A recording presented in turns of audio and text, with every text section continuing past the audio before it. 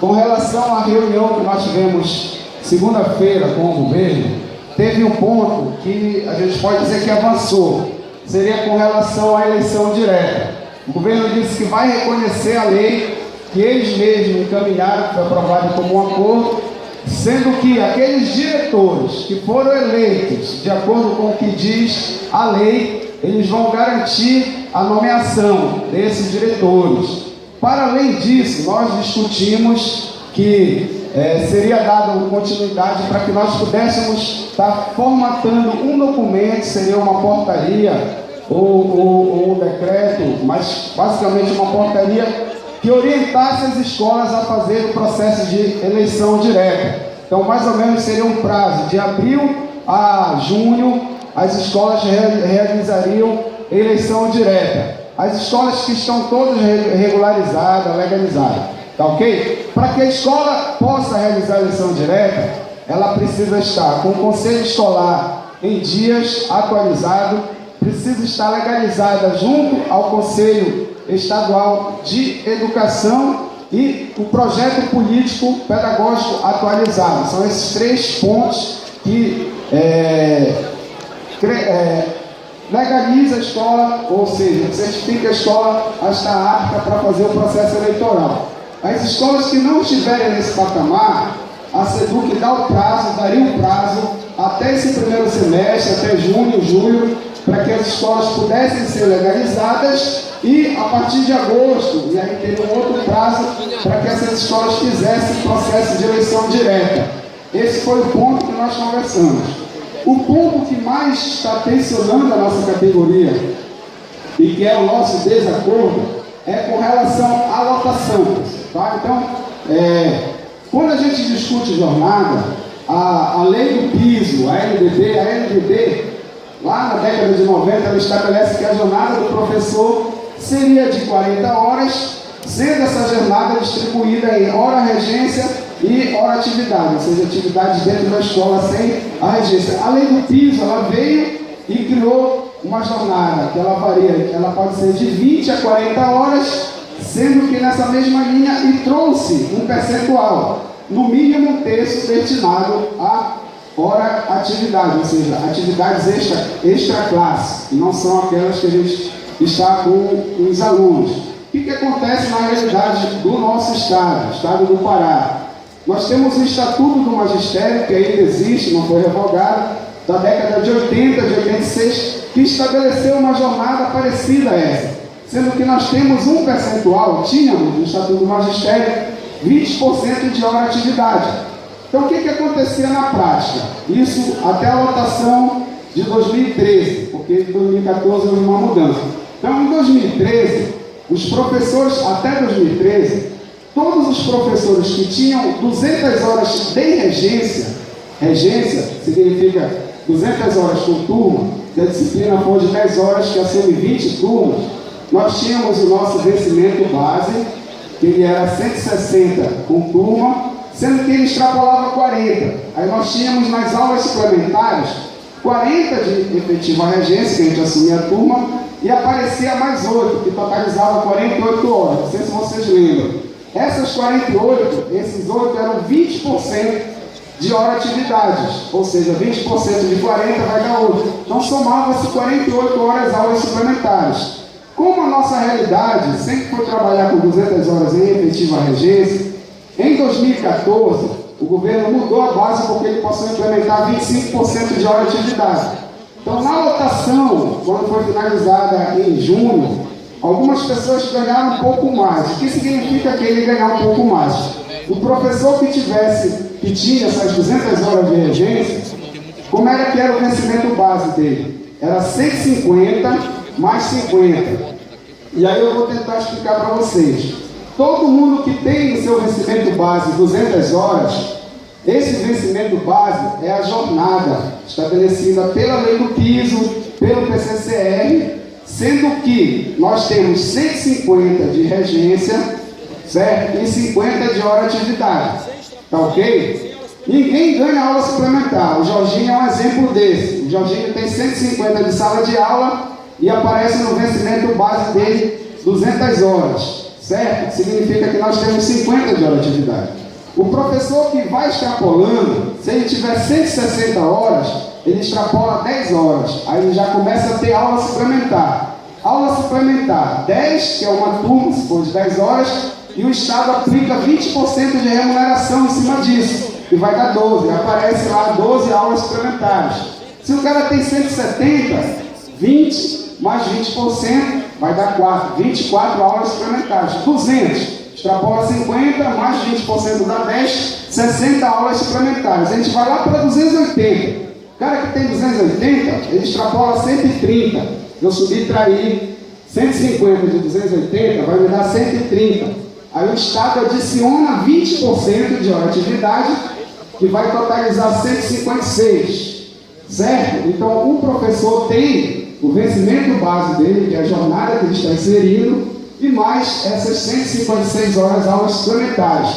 Essas aulas suplementares, depois da nossa porrada da greve de 2011, ela passou a ser o mesmo valor inicial do professor, ou melhor, da carreira do professor. Então, o que acontece? Ela incide sobre todas as gratificações, 80% de magistério, os 10% de escolaridade.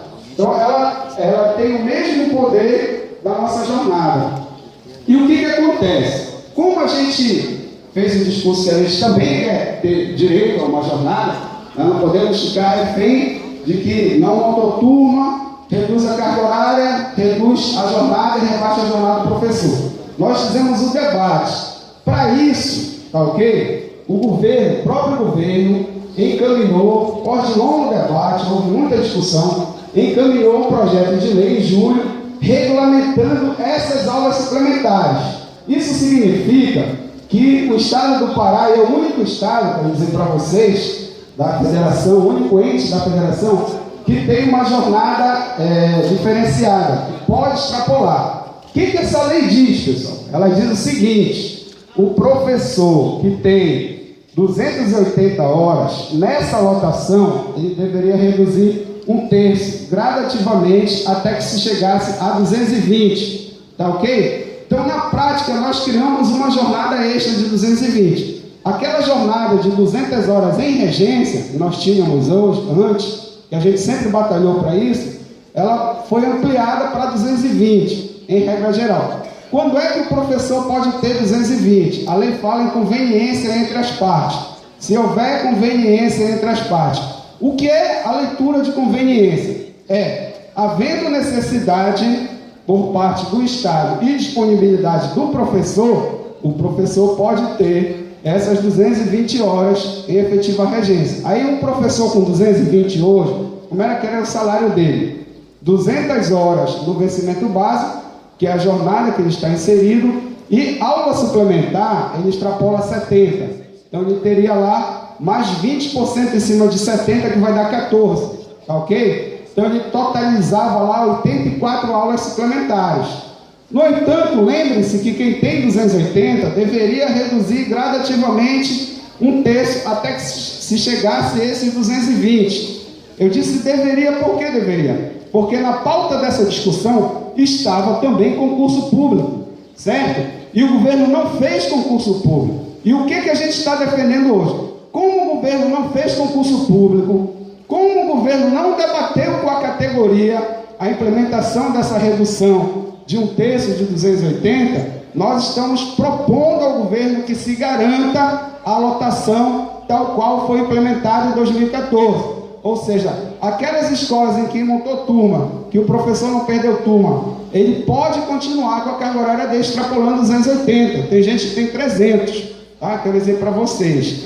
Então, nesse sentido, é o que a gente está propondo, e que o governo, ao longo de 2015, faça o debate conosco, faça o debate principalmente por concurso, porque nós vamos ter que debater concurso público, as ofertas, as cargas horárias que o Estado vai disponibilizar. Por exemplo, estou dando exemplo aqui, para concurso público, será em cima da jornada de 200 ou em cima da de 220? Tudo isso nós vamos precisar debater. Não vamos debater agora, hein, O que eu quero dizer para finalizar esse raciocínio? Que a proposta de lotação que o governo está encaminhando para as escolas é a seguinte: todo mundo será lotado com 200 horas de jornada. Ou seja, nós só ficaremos com vencimento básico. Regra geral é isso. Todo mundo ficará com seu vencimento básico. Em havendo necessidade de extrapolação, tem que solicitar para a SEDUC responder, né, se autoriza ou não o professor extrapolar. Tá ok? Essa é a orientação que a SEDUC passou para as escolas, passou para as USES e URES, certo? Isso significa que, se isso vigorar, nós vamos perder dinheiro significativamente, certo? Sem também, né, poder estar trabalhando. Então, regra geral, isso vale para Belém, principalmente para todos os municípios. Eles não querem saber se vai ter carência. E tem mais, quem viu a fala da Casa Civil, mediante o documento apresentado pelo governo, o governo disse o seguinte, para a imprensa: nós não vamos reduzir investimento da educação. Não disseram que vão reduzir salário, não, disseram que não vão reduzir investimento. E disseram que querem implementar a lotação deste ano para depois pagar o piso. Ou seja, vão reduzir carga horária geral e o professor vai ganhar o piso sem ter essa proporcionalidade referente à extrapolação de carga horária. Esse é o cenário que está colocado. Geral, isso está sendo colocado para as escolas. Isso significa que quem tem 280 horas vai ter seu salário reduzido quase metade, porque as aulas suplementares de 280 são 156 aulas. Para o básico, que é 200, tem uma diferença mínima aí, né, de 44 horas. Ou seja, seria um impacto significativo na nossa vida, principalmente quem tem consignado. E levanta a mão quem tem consignado aqui. Olha só, né? Aí vai gerar crise no Banco Pará. Então essa é a realidade que a gente está colocando para vocês aqui. Isso, pessoal, é muito grave. Isso é muito grave. Somado a isso, vamos lá, pessoal, vamos lá. Foi para descontrair, né? A gente acha graça, mas é sério, pessoal. É sério. Então, olha só, a realidade que está sendo colocada para nós é essa, tá ok? A SEDUC está orientando, e a gente já tem direção mandando mensagem via Zap, né, dizendo que é para ir para a escola segunda-feira assinar a sua lotação. Que lotação? De 150 horas? Essa é a lotação que a gente vai assinar? Os alunos, dá um exemplo, um professor numa escola aqui no Cordeiro, que tem 200 horas em regência, ele vem aqui e assina 150. As outras 50 horas dele, quem é que vai assumir? Isso todo mundo. Os alunos vêm para cá, quem vai dar aula para esses alunos? Vai esperar a USE mandar lá para a SEDUC para a CODES devolver para autorizar o professor a assumir essa carga horária. São 2 meses. 2 meses que nós vamos passar ganhando vencimento básico. Isso é um golpe que o governo do estado quer dar na nossa categoria. Nunca existiu isso. Quem faz isso são os prefeitos do interior de uma outra forma. Como é que os interiores fazem? Contrato, todo mundo em março, quando chega dezembro, derruba o contrato e os professores ficam janeiro e fevereiro sem receber, quando é em março, recontrata de novo. Isso é pilantragem, desculpa a expressão. Nós não podemos aceitar isso na rede estadual de educação, porque senão vai ser só ataque, vai ser a volta de contratados que vai dividir a nossa categoria para que a gente possa fortalecer a luta. Então, com regra geral, pessoal, os informes que a gente está colocando, eles vêm nessa linha. A questão do pagamento do piso. O que o governo disse? Em fevereiro, o governo disse... Tá, a mesa está me dizendo que falta 4 minutos, é isso? Então, olha só, pessoal. Quando for no início de fevereiro, o governo disse que início de março ia reunir com o Sintep para apresentar uma proposta de pagamento do piso. Estava subentendido que em março eles iam pagar o piso, em regra geral. Chamou o sindicato dia 16 para dizer o seguinte: nós ainda estamos estudando e dia 15 de abril nós vamos apresentar uma proposta de pagamento do piso, incluindo o parcelamento do retroativo. Então nós temos 2 problemas, que é a questão da redução salarial pela limitação de jornada da SEDUC. É uma limitação, quero dizer para vocês, que a legislação aprovada em julho permite o professor extrapolar a carga horária. É uma imposição da SEDUC isso. E a outra é a questão do próprio piso. Tá ok? Um outro ponto que foi colocado é a questão da reforma das escolas. O governo disse que está investindo 25 escolas, tá? E dessas 25 são construção e reconstrução, com recurso próprio. E nós pedimos o cronograma, que estava no acordo judicial, que eles iriam apresentar o cronograma disso, para que a escola pudesse tomar ciência do que seria construído, quanto se gastou, o prazo para iniciar e para finalizar. Basicamente, foi esses pontos que nós debatemos, que é de sumo interesse da comunidade escolar, nossa e dos alunos. Tá ok? Então, para finalizar, pessoal, para finalizar, a SEDUC já está orientando os diretores de escolas a ver quem assina a nova lotação, que se não assinar, tá ok? Eles vão ter outro encaminhamento, já estão fazendo terrorismo, em regra geral. Mas a grande interrogação que eu queria colocar para vocês, nós precisamos aprovar uma agenda, nós fizemos uma reunião com pessoas que sempre estão à frente do movimento, temos uma proposta de agenda. No entanto, a grande reflexão é, se a gente voltar segunda-feira para as escolas normalmente, os alunos vão ficar sem aula, porque não vai ter quem assuma, e quem se dispor a dar aula, a própria direção disse que não vai garantir o pagamento. Ou seja, o professor que está ali, que tinha 20 turmas, ele assina 150 e pega 15, mas aquelas 5 que está sem professor, se ele for lá dar aula, não, vou dizer, não, eu vou assumir essas turmas aqui. A própria direção da escola, por ordem da SEDUC, disse que se ele for dar aula lá, não tem nada garantido que ele vai ter essa extrapolação. Então essa é a realidade, esses são os informes que eu queria dar. Quero dizer que já me sinto nos informes contemplados de intervenção, qualquer intervenção, e vou passar para a mesa encaminhar.